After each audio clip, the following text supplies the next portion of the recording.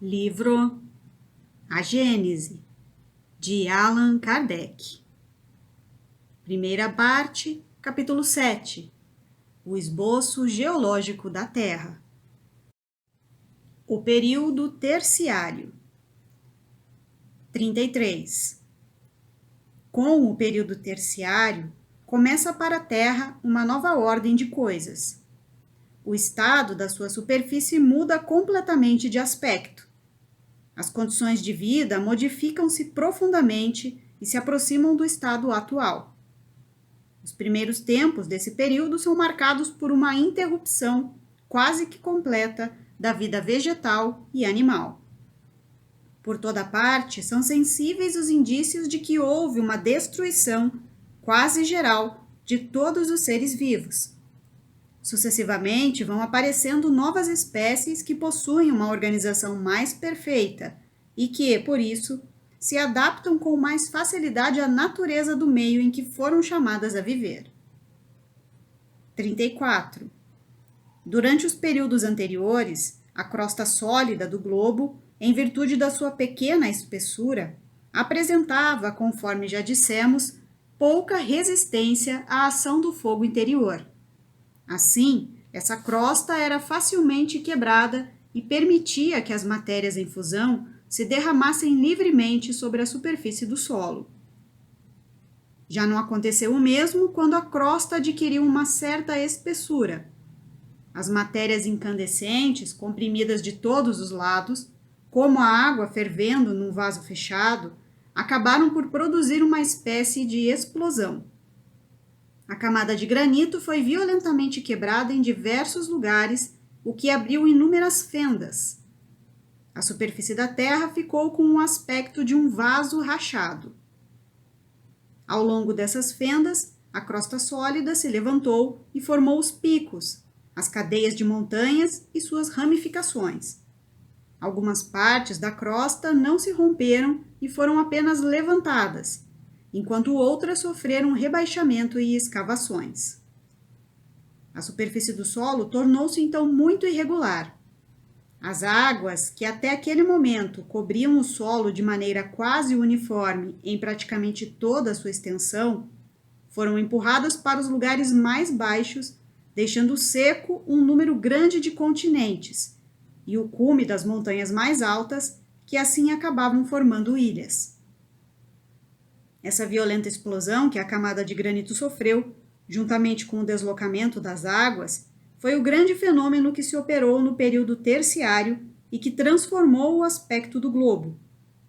Ele não se produziu de forma instantânea e nem de forma simultânea em todos os pontos, mas sucessivamente e em épocas mais ou menos distanciadas. 35. Uma das primeiras consequências desses levantamentos que a camada de granito sofreu foi, conforme já dissemos, a inclinação das camadas de sedimento que se encontravam na horizontal e assim se conservaram onde o solo não sofreu violentos abalos sísmicos. Portanto, foi pelos lados e nas proximidades das montanhas que essas inclinações mais pronunciadas ocorreram. 36. Nas regiões onde as camadas de sedimento conservaram a sua forma horizontal, para se alcançar as camadas do período de formação primária, é necessário atravessar todas as outras camadas até uma profundidade considerável, ao fim das quais se encontra, inevitavelmente, a rocha granítica. Mas, nas regiões onde as camadas de sedimento foram levantadas em montanhas, elas se colocaram acima do seu nível normal, chegando às vezes até grandes alturas. Assim, se fizermos um corte vertical na encosta da montanha, essas camadas se encontram em toda a sua espessura e superpostas como as fileiras de tijolo de uma parede de alvenaria.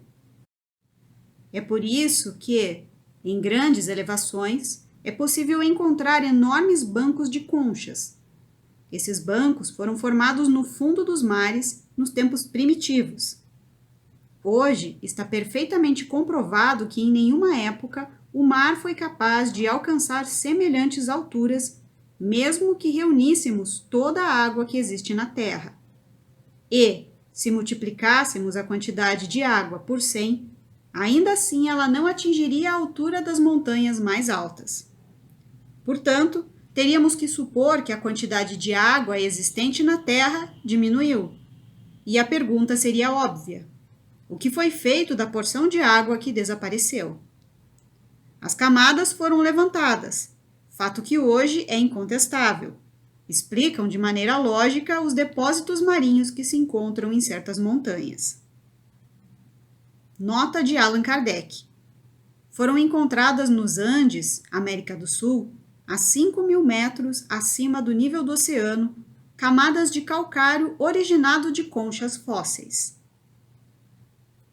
37. Nos locais onde o levantamento das rochas primitivas produziu um completo rompimento do solo, seja pela rapidez do fenômeno, seja pela forma, altura e volume das massas projetadas para cima, o granito ficou descoberto, semelhante a um dente que rompe a gengiva.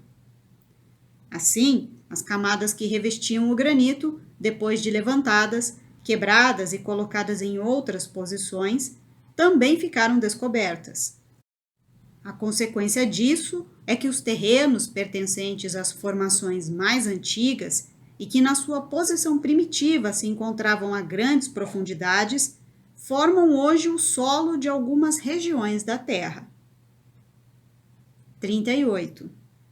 A massa granítica, deslocada pelo efeito dos levantamentos que sofreu, deixou aberturas em alguns lugares da Terra por onde escapava o fogo interior e se escoavam os materiais em estado de fusão. São os vulcões. Os vulcões são como as chaminés de uma imensa fornalha, ou melhor, funcionam como válvulas de segurança ao permitirem a saída do excesso das matérias incandescentes, preservando assim o globo de convulsões muito mais terríveis. Então, podemos afirmar que o número de vulcões em atividade representa uma segurança para o conjunto da superfície do solo. Para se fazer uma ideia da intensidade desse fogo, basta saber que alguns vulcões se abrem no próprio mar e que a massa de água que os recobre e neles penetra não é suficiente para extingui-los. 39. Os inúmeros levantamentos que a massa sólida sofreu foram os responsáveis pelo deslocamento das águas para os lugares mais baixos. Esses lugares se tornaram mais profundos em consequência da elevação dos terrenos que saíram de onde estavam submersos e também pelo afundamento de outros. Mas esses mesmos terrenos, que sofreram o afundamento, também foram levantados por sua vez, ora num ponto, ora em outro, expulsando as águas que dali foram deslocadas para outros lugares e assim por diante, até que essas águas pudessem encontrar um leito mais estável. Os sucessivos deslocamentos dessa massa líquida modificaram a superfície do solo. As águas, ao se escoarem, arrastaram consigo uma parte dos terrenos das formações anteriores.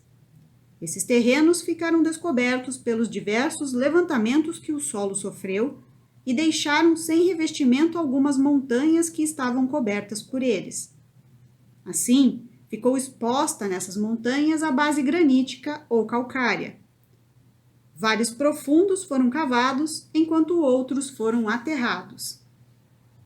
Portanto, existem montanhas que foram formadas diretamente pela ação do fogo central, principalmente as montanhas graníticas. Outras montanhas formaram-se pela ação das águas que, arrastando as terras móveis e as matérias solúveis, cavaram vales em torno de uma base resistente, calcária ou de outra natureza. As matérias arrastadas pelas correntes de água formaram as camadas do período terciário, que facilmente podem ser distinguidas dos períodos anteriores, nem tanto pela sua composição, que é quase a mesma, mas pela maneira como se distribuíram. As camadas dos períodos primários, de transição e secundário, formadas sobre uma superfície pouco acidentada, são quase uniformes por toda a Terra. Já as camadas do período terciário, formadas sobre uma base muito irregular, em virtude da correnteza das águas, têm características mais locais. Por toda parte, fazendo-se escavações com alguma profundidade, é possível encontrar todas as camadas anteriores na ordem em que se formaram, com exceção do terreno terciário, onde nem sempre se consegue encontrar todas as suas camadas. 40. Durante os abalos sísmicos do solo, que ocorreram no início do período terciário, a vida orgânica ficou quase que inativa por algum tempo. Isso é facilmente demonstrado pelo exame de terrenos isentos de fósseis. Entretanto, assim que sobreveio um estado mais calmo, reapareceram os vegetais e os animais. Com a mudança nas condições de vitalidade e com a atmosfera mais purificada, formaram-se novas espécies com uma organização mais perfeita. Com relação à sua estrutura, as plantas daquela época diferem pouco das plantas de hoje. 41. Durante o período de transição e o período secundário, os terrenos não cobertos pelas águas eram pouco extensos. Ainda assim, eram terrenos pantanosos e com frequência ficavam submersos. É por isso que nesses períodos havia apenas animais aquáticos ou anfíbios. O período terciário, no decorrer do qual se formaram vários continentes, caracterizou-se pelo aparecimento dos animais terrestres. O período de transição assistiu ao nascimento de uma vegetação exuberante. O período secundário assistiu ao nascimento dos répteis monstruosos, os dinossauros. Já o período terciário foi aquele no qual nasceram os mamíferos gigantescos, tais como o elefante, o rinoceronte, o hipopótamo, o paleontério, que viveu no começo do período terciário e possuía mais ou menos o tamanho de uma anta. O megatério, uma preguiça gigante com até 6 metros de altura. O dinotério, parente dos elefantes atuais. O mastodonte, o mamute, etc. O mastodonte e o mamute eram similares ao elefante e tinham de 5 a 6 metros de altura, com presas de até 4 metros de comprimento. Também foi no período terciário que nasceram os pássaros, bem como a maioria das espécies animais que ainda hoje existem. Algumas espécies dessa época sobreviveram aos cataclismos que ocorreram depois desse período. Outras espécies, chamadas geneticamente de animais antediluvianos, desapareceram completamente ou foram substituídas por espécies similares, possuindo formas menos volumosas e menos pesadas. Os primeiros foram como que esboços, e são eles: o Felis speloea, animal carnívoro do tamanho de um touro, com características anatômicas do tigre e do leão.